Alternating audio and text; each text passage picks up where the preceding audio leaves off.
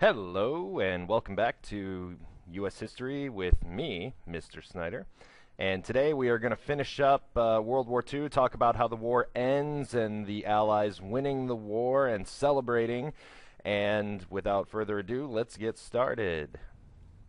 Your learning targets for today, we're going to analyze D-Day and what that was in France. We're going to describe how the Allies finally achieved victory in Europe, and we'll talk about how the Allies also achieved victory in the Pacific theater of the war.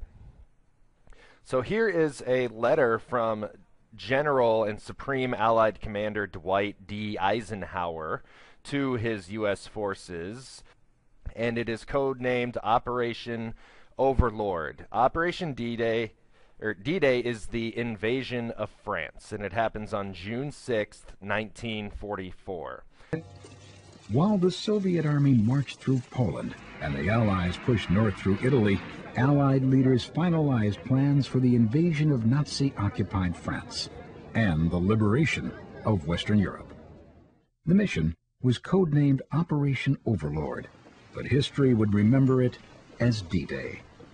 It was the largest military operation ever mounted and would define an entire generation.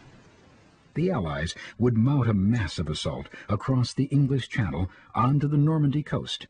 Over 176,000 troops and 5,000 ships prepared for the operation. On June 5th, 1944, Allied troops mobilized. Warplanes departed from Britain, dropping paratroopers behind enemy lines.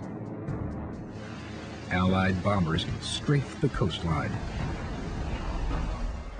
Battleships pummeled German defenses, while amphibious landing craft crossed the English Channel toward Normandy. At daybreak on June 6, 1944, D-Day, British, Canadian, and American soldiers fought their way ashore.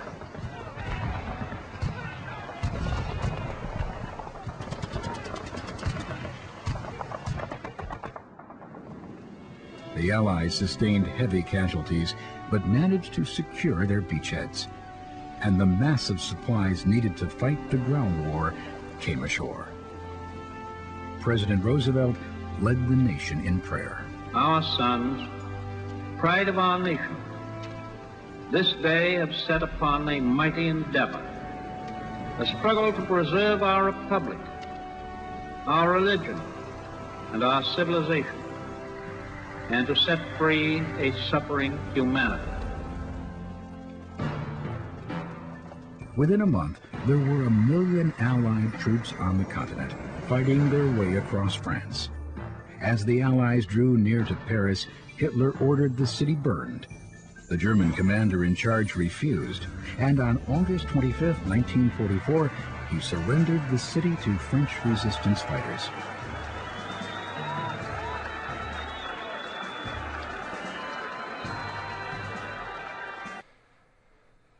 Next, we have the Battle of the Bulge. So the U.S. begins to slowly take over France and invade Europe. And in December 1944, so if that was June 1944, this is December of 1944. It's officially named the Battle of the Ardennes, but we call it the Battle of the Bulge, and I'll tell you why in a second. It's the last German offensive maneuver of the war. After this, they are retreating the entire time. So the Germans break through the Allied front lines. They put their entire forces in one place and push through the lines. And the bulge refers to the bulge in the line. The battle lasts for 1 month. And it is an Allied victory after they do eventually push the Germans back. After this, Germany gave it its last shot. It's finally like, oh my gosh, how can we even defeat these troops? The German troops become demoralized and begin deserting the army after this. By September, France, Belgium, Luxembourg, and much of the Netherlands were freed from Nazi control, while the Soviet Red Army closed in on Germany from the east. By October, the Allies had captured the German city of Aachen, but Hitler ordered a counterattack near the border with Belgium. The resulting dent in the Allied line gave the fight its name, the Battle of the Bulge. The Allies were pushed back with heavy losses of men and equipment. 100,000 Nazi and 19,000 Allied soldiers were killed. But in the end, the German army was forced to retreat. It would be their last offensive.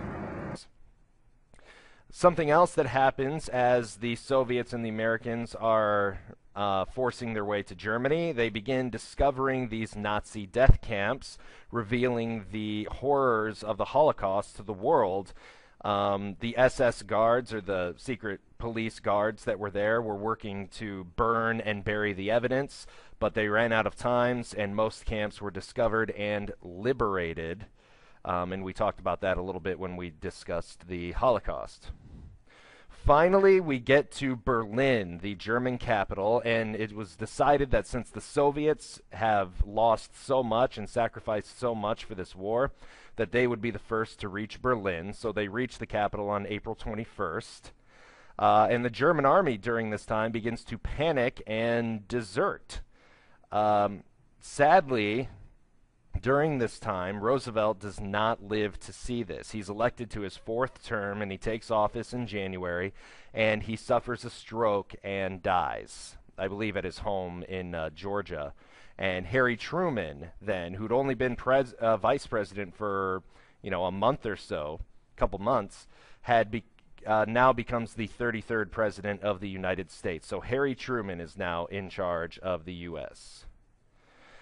Later on, when the Soviets and troops are invading Berlin, Hitler knows he's going to lose the war, so in his underground bunker, where no one can find him, he marries his longtime girlfriend, Eva Braun, and he also, at this time, writes his last address to the German people, and he blames the Jews for starting the war and his generals for failing to win it. So it's everybody's fault but his, pretty much. And the next day, they commit suicide. How romantic for their honeymoon. Hitler shoots himself in the head, and Eva swallows poison. Their bodies were then carried outside, soaked with gasoline, and destroyed. Mussolini is captured and executed just a few days before that.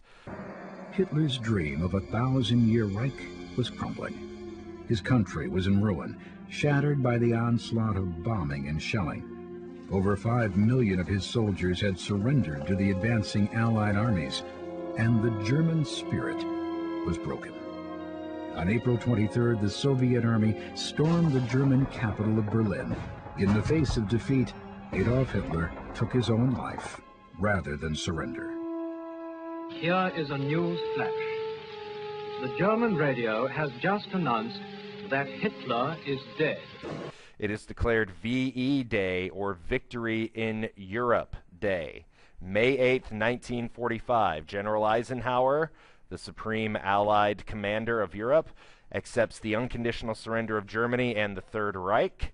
The war had finally ended after 5 years and 8 months of horrors brought upon Europe.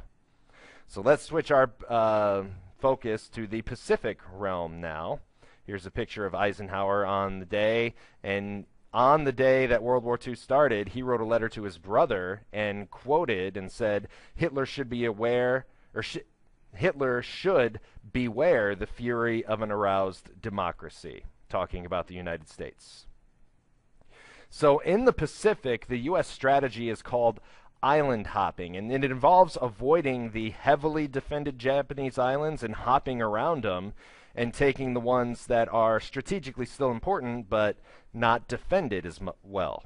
And the Japanese here on these islands are so entrenched in the caves and the jungles, they are so adamant about fighting to the death that they would rather kill themselves than bear the shame of being captured. And it's just a cultural thing. They don't want to feel this shame of surrendering and being captured.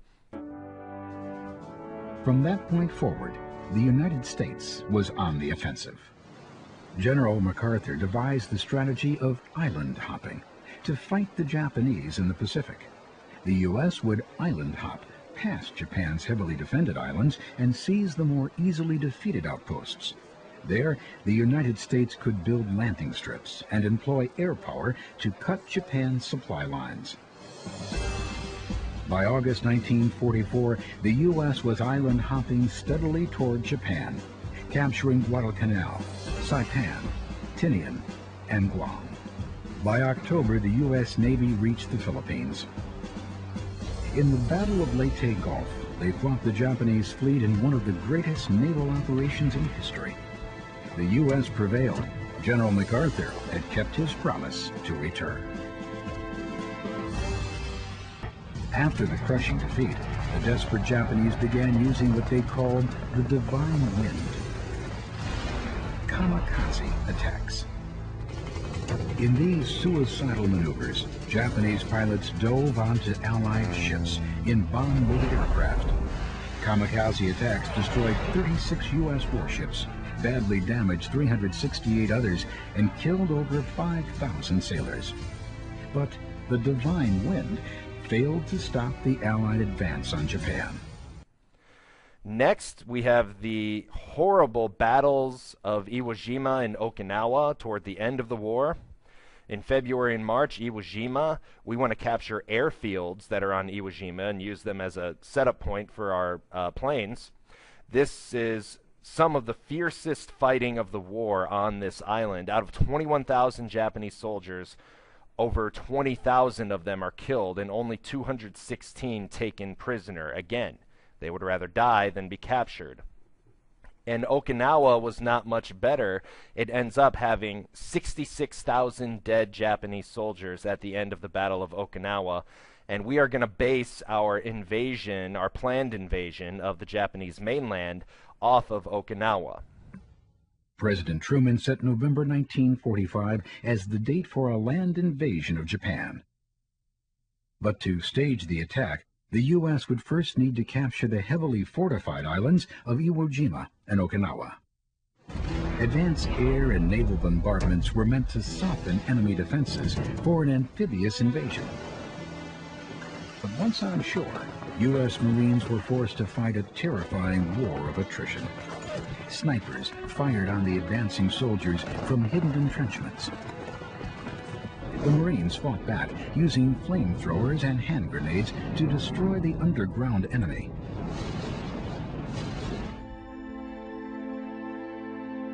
When the last shots were fired, over 18,000 Marines had died fighting on Iwo Jima and Okinawa.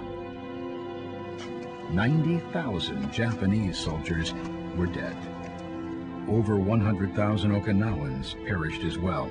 Many of those who survived were homeless and shell-shocked.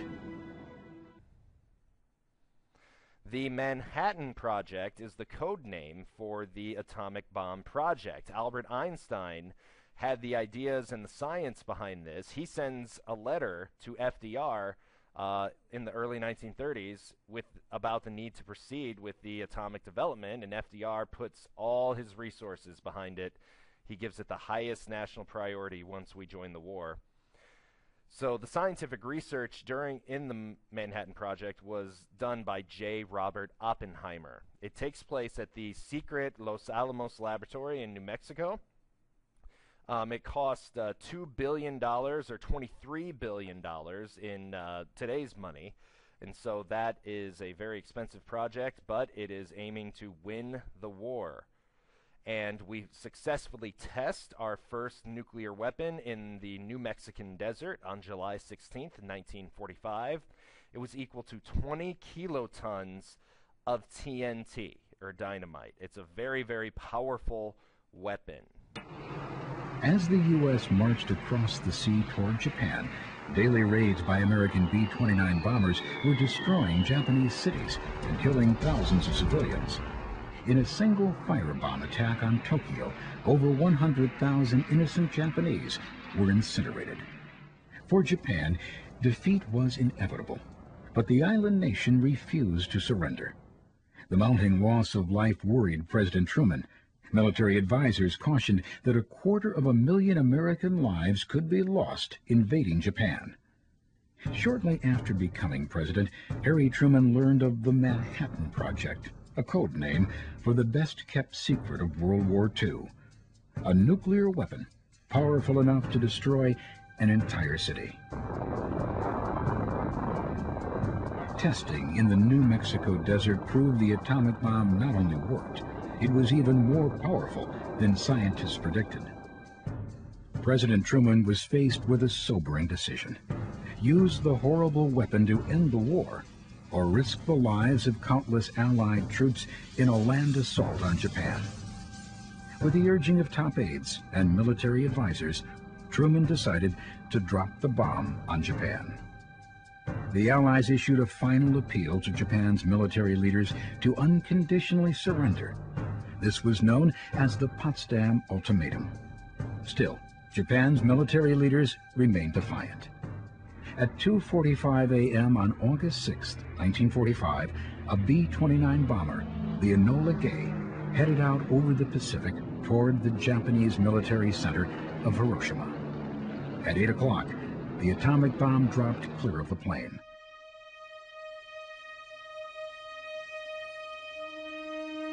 "43 seconds later, the city of Hiroshima was annihilated.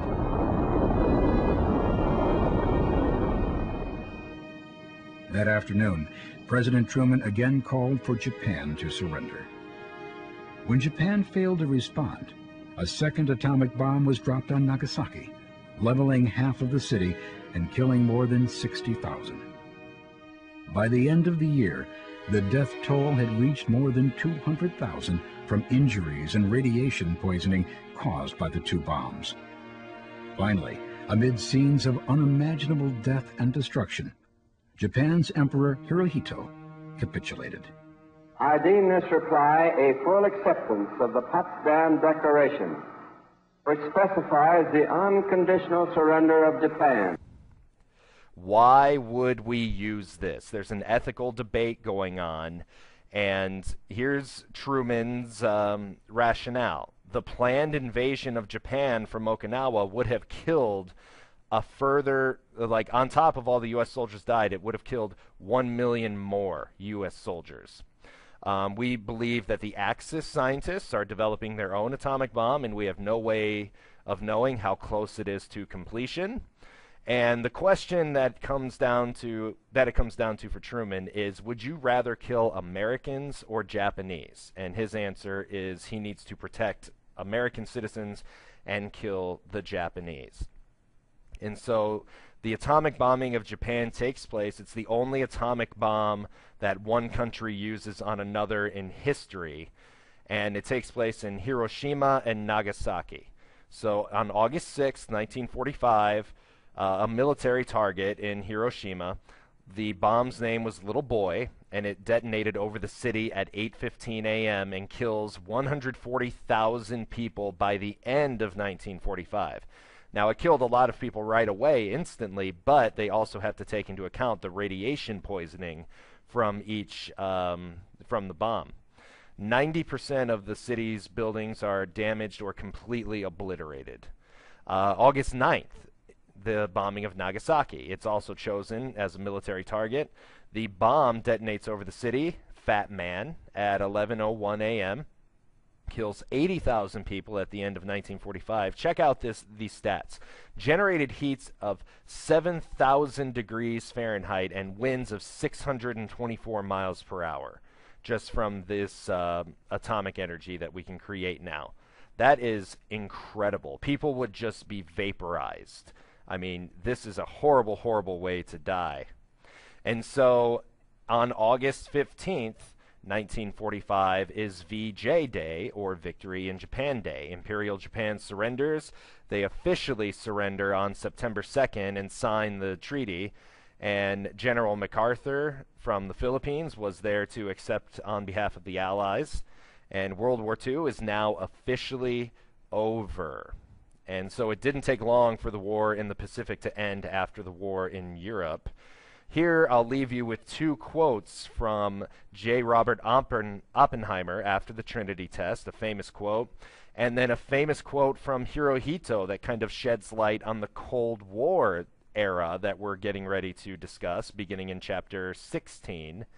And make sure you filled out your learning targets, and I will see you back in class. Goodbye. On September 2, 1945, Japan formally surrendered aboard the U.S. battleship Missouri in Tokyo Bay. The Supreme Commander of the Allied Powers will now sign on behalf of all the nations at war with Japan. The war was finally over, and the world celebrated.